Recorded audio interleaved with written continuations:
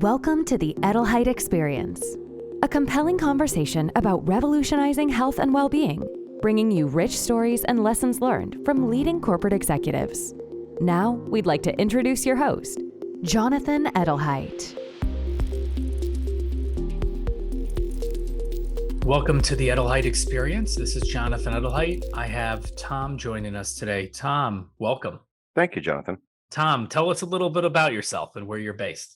Well, I'm based in Irving, Texas. Current job, I've been with Team Car Care, Jiffy Lube's largest franchise, 1 in 4 stores is a Team Car Care store. Been on both sides of the fence with benefits. I've been about equal time on the brokerage side, about half the time on the Fortune 500 HR benefit side. This is sort of a little bit of a departure, a lot smaller than I'm used to, but it's been a very interesting and exciting challenge. Now, at the end of the day, people, I don't know if the right word is typical, but people make a lot of poor decisions. And there's a lot of healthcare waste. And I know you're focused on kind of how to turn that around or change that. Talk to us about, how, why are people making poor decisions? Why is there waste? And what do you see as the solution to that? Well, I think the big reason why you see bad decisions is just people are not engaged in what really matters to them. In terms of their diet, their lifestyle. It's easy to do. There's so many options out there. So I think the engagement's a real challenge. It's even challenging from a communication standpoint. The information you provide often isn't getting looked at by people. I often joke I'm going to hire Lowe's as one of my vendors so I can use their garden tools to dig up the rocks people are under. So it's Good analogy. definitely a challenge. It's a matter of education, and I think people are just used to having very simple solutions to everything in life, and we really, I don't think, have gotten there in the benefit space. It's moving in that direction, but I think we have a long way to go before we're offering very simple solutions for people. I feel like you'll probably get this analogy more than anyone since you're, the biggest franchise for Jiffy Lube. I always look at it as, how people take care of them with their lifestyle and, how they're living or exercising or eating. It's kind of like you wouldn't put gas in your car or oil in your car that would cause your cars to seize up. But, so we take better care of our cars than we do ourselves. Yeah, no, actually, I have a similar analogy because we do oil changes. I talk about, hey, you wouldn't skip an oil change. You know what happens there, and people are the same way. We need routine maintenance. You skip those oil changes and bad things will happen. Same thing if you're skipping your preventive care, you're leaving gaps in care, particularly in the diabetes area. You're just opening yourself up to some really bad situations down the road. In your experience, why do you think people do that? Meaning they won't skip the oil change, right? They don't want anything to happen to their car, their baby, but they'll do it for themselves. Yeah, I think it's hard for people to visualize that's going to happen. It happens to other people, but maybe not to me. That's probably true, right? Or when something does happen in the future, I can take care of it then. Yeah. Yeah. So, looking at people not being able to make good decisions, how do we help them make better decisions when it comes to cost and quality? Well, I think we have to help them understand what's important. I try to emphasize, the thing is with our population, it's retail. So the turnover is very high. Our options for putting in a wellness program that actually is cost effective is pretty limited because they may not be around long enough for us to get some value out of that. So certainly in the diabetes metabolic syndrome, we see we could do something there. I think it's a matter of one, helping them understand, it's important. I call it the 4 rights. You want to get the right care at the right time, at the right place, and by the right doctor. All those things, when you do those 4 things, then you're getting efficient, cost-effective care, and you're taking care of the issue before it gets bad. And I think that's the secret to, I think, any basic strategy for being effective. Mhm. I would agree with that. And, it's nice to see the industry come to that point, of that right care, right time, right doctor.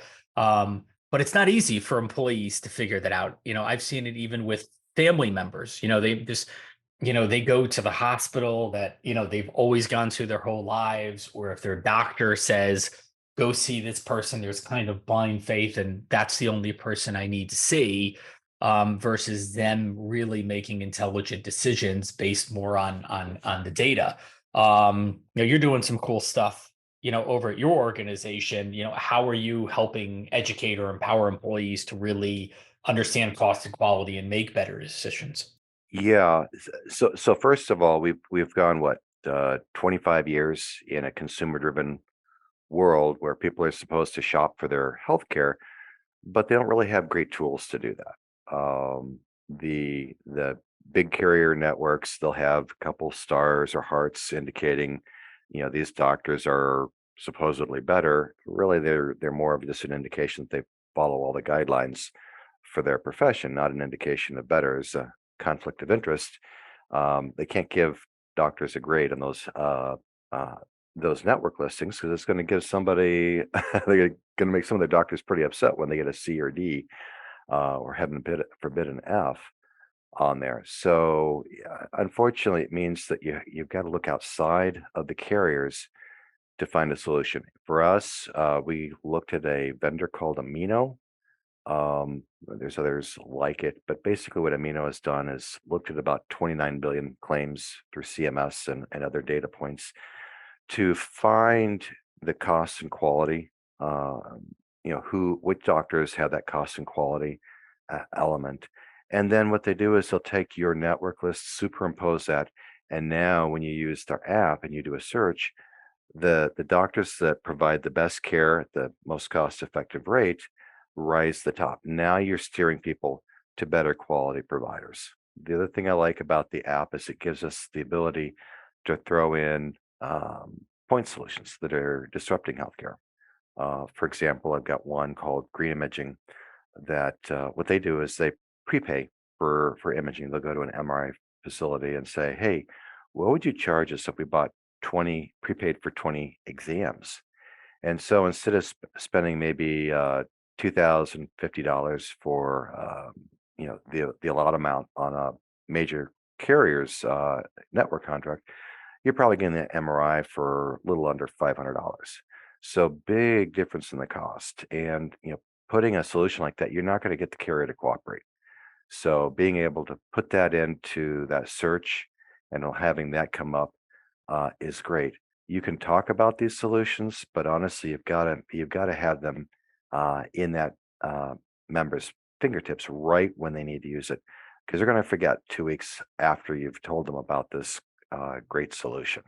So that again, the secret is getting that stuff right in their hands, making it simple for them, which the app is.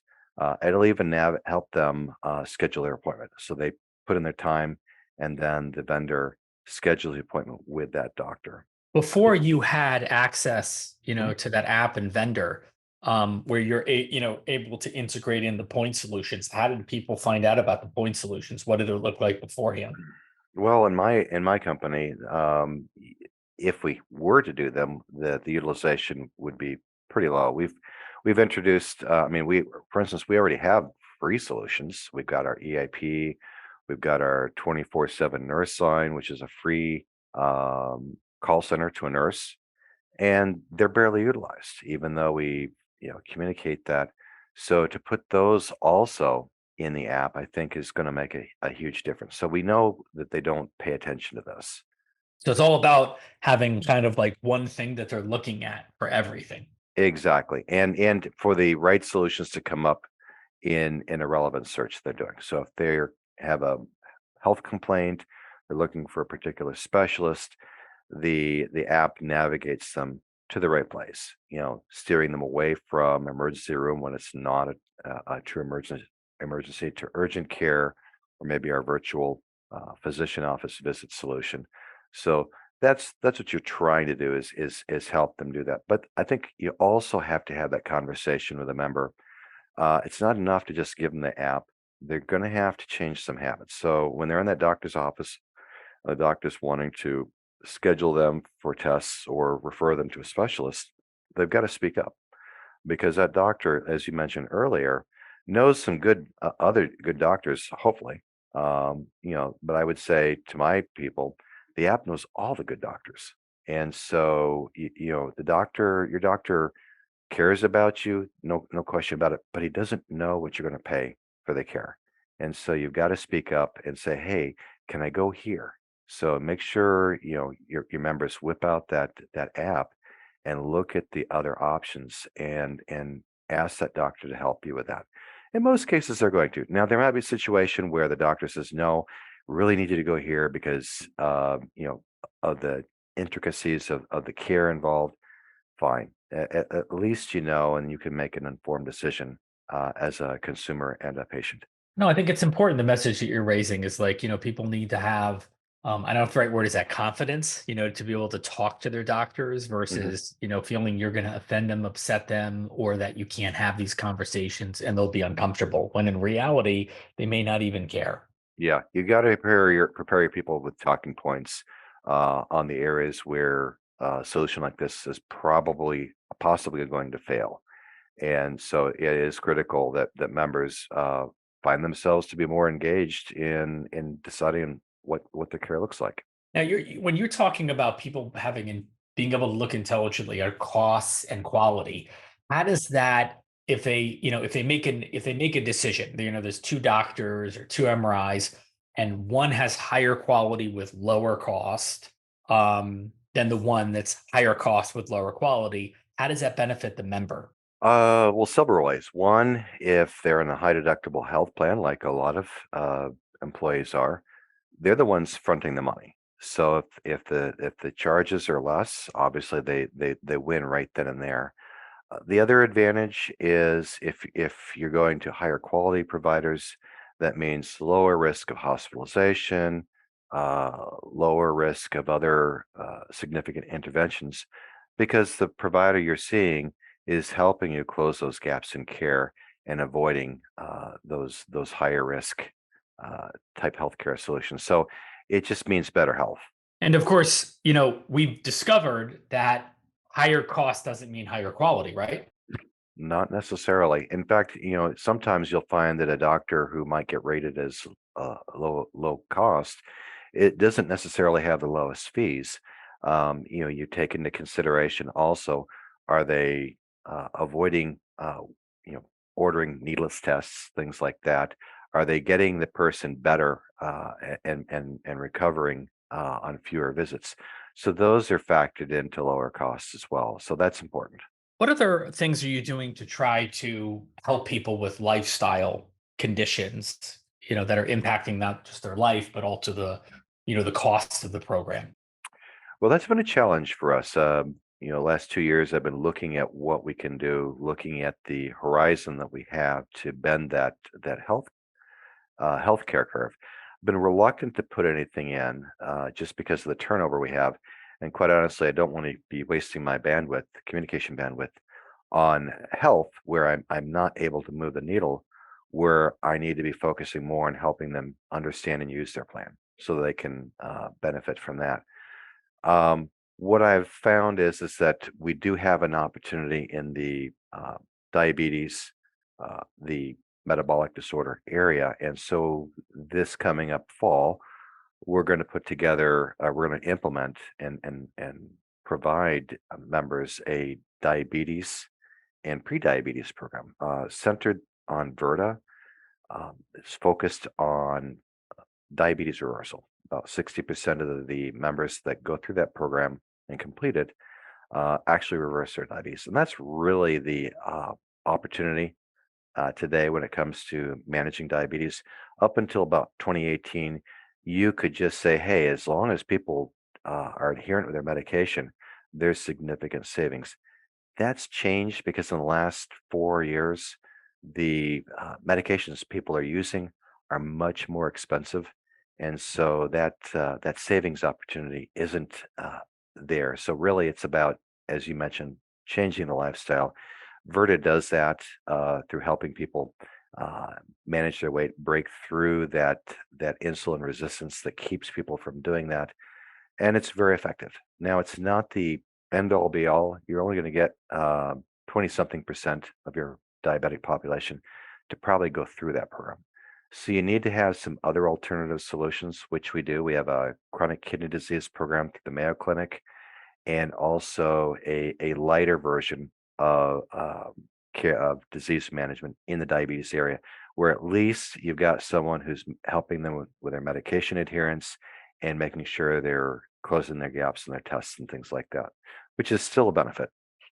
And you're doing innovative things with cancer. I was talking to one employer a couple weeks ago where they were saying that, they typically, there's not much they can do with cancer because they don't find out about someone having cancer till after the fact. And even though they have like a second opinion program in place, their employees, typically don't utilize it.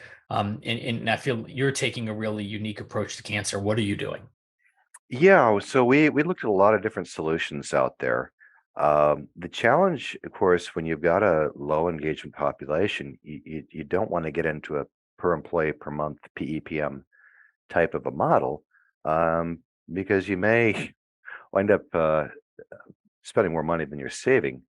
So it was hard finding something out there. One vendor I came across was Wheelhouse, and it's a nurse navigation model. Uh, you're getting a oncology nurse that's helping you navigate.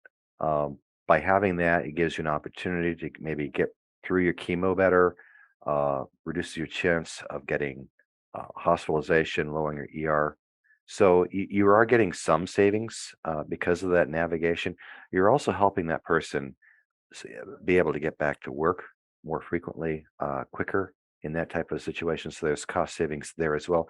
Plus, it's a very, very nice employee relations that you're taking care of your people in a very meaningful way. So I think that's the thing. Wheelhouse is fairly new, but the people involved have been in the industry for quite a long time. And so after looking at it, we felt very comfortable. This is a great solution for us. I think one takeaway I'm getting from you is it sounds like you're very innovative, in adopting new approaches or even, I don't know if the right word's aggressive, right? But just not the standard model. And, working at the company that you're working at where it's retail and you have high turnover, Mhm. does that make you focus more on like how do we have like big impact um solutions or solutions that win for everybody faster than, if you don't have high turnover? I think the big challenge and the most important thing I'm looking at is that these people don't make a lot of money, when you're in the real retail center. I mean, you're making what, 14, $15 an hour. I don't know how you can raise a family on that. I mean, it's that's a tough thing. So I think for me, it's about trying to put more money in their pocket, whether it means helping them, keep the rates down, helping them with solutions where they spend less money out of pocket. That to me, I think is really important because these people in the, and I hate to say it, these people that are in that hourly area, they're living paycheck to paycheck quite often. And so it's really, really important that you can do what you can. $400 or more out of pocket is usually devastating to people who live paycheck to paycheck. So uh, I do whatever I can to help people in that area, and then also try to get them to understand that cost quality aspect. It's not easy, and I think this time I've got the solution that'll do that. Is it innovative? Sort of, but I think what we're doing is more common sense. You're just giving them easy tools to help them navigate the healthcare system. Do you think this is just a fit for high turnover retail or just all companies should be looking at these things that have this kind of an impact for employees? I think it's a great fit for many retail organizations. I think it depends on your culture. I think you have to look at what the attitude of your population is, and understand that. I would say if you're going to do something like this, you're going to have to be prepared to really communicate it. For us, we're going to have mandatory benefit meetings.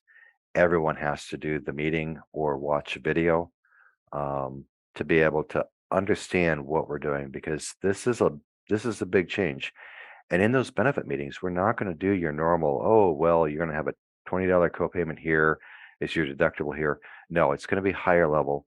We have a virtual benefits fair. And so we'll say, hey, if you don't understand the difference what you'll pay when you go to the dentist for cleaning versus a filling, uh, you're going for a checkup versus, an ear infection, you need to spend maybe 15 minutes in our exhibition booths learning about this stuff so that you understand your coverage better. But it's going to be focused more on the things that they need to know to be able to take advantage of what we've done for them. Has the education element changed over the last couple of years? One thing I, see for me as clear as day is I feel like things are busier than they've ever been personally or professionally Mhm. during the pandemic and post-pandemic. How do you, how important you're doing those virtual fairs to making them mandatory? How important is that to get any change? And are you having to do anything else differently than you did in the past to get people to pay attention? And are you finding it harder to get people's attention? Well, virtual benefit fair is something new. We did it last year. We'll do it again this year. The great thing about doing something like that is you have an opportunity to make it fun. So there's going to be drawings and prizes if you go in and visit. We've got a gamification, so you can get points for answering trivia questions. Each booth you visit, each meeting you do, you get points for that. Um, so a lot of different ways you can win in that each vendor will have drawing as well. So trying to make it fun and interesting, I think is really important uh, to get, I think, for our population. And I think it's probably true for a lot of populations. It's just making it fun and interesting. Now, when you're adopting new players that are new market entrants, I feel like some organizations may avoid that and say, "Oh, we just want to focus on established ones." What would you say to other companies listening as to like why they should look at new companies or or roll out new solutions in the marketplace versus established ones? That's a tough one. I think uh, any new vendor that's probably a couple years old will tend to give me pause to take a look at. You don't know what their track record is like. You might still be able to take a look and see whether the solution makes sense, whether there's that opportunity. I think if you're going to go with a newer solution, performance guarantees are really really important. Um, just so you have some confidence that you're not going to lose money if it doesn't work out. But I think more importantly is you really need to be monitoring those programs at the beginning. How many people are enrolling in it? I mean, if you're not getting much enrollment right off the bat, you have a problem. And I think you have to kind of quickly retool. Um, older solutions can have some advantages too. I mean, they've been around for a while, like Camino. They've been around for a while, and so they've worked out the bugs, and they work really well. So I think it depends. I think also there's the Validation Institute that does look at these solutions, are able to provide an independent analysis of whether they work. So I think if you have the opportunity that vendor has gone through that, that's another way to give you a little bit of extra assurance that you have a solution that has the potential of succeeding for your company. When you mentioned making sure there's guarantees and then checking their performance, what does that look like for you? What would you recommend of how people structure it and how do they audit or review that on an ongoing basis? Well, I think you first need to understand what does success look like. A lot of times you can't say, "Oh, well, I saved this much money because I didn't have this much disease or this much treatment." Because if it's working, um, you won't have that. So I think you typically have to settle on what are the building blocks of that success look like. So what sort of patient engagement is involved? What sorts of gaps in care? So I think you have to look at the proxies that will lead towards that success. And then do you have those metrics you can measure in your own data? I don't recommend just going with the carrier data because, of course, it'll always be set up for the carrier to succeed. So make sure you have your own data. Make sure you have got a baseline from hopefully 2 years prior from when you start, so that you can see whether you're having success or not on that. And again, you've got to monitor that engagement. Participating doesn't mean engaged. So you also have to have that conversation as to what engaged looks like and make sure you have the measures to see that as well. Well, great. Well, thank you so much for all your insights, Tom. I think this is gives our listeners a lot to listen to. And it sounds like it's a full-time job in today's world to really navigate all this and to have a big impact. Yeah, it is. It's a fun job, but it's definitely very involved. Well, thank you for joining us. Thank you.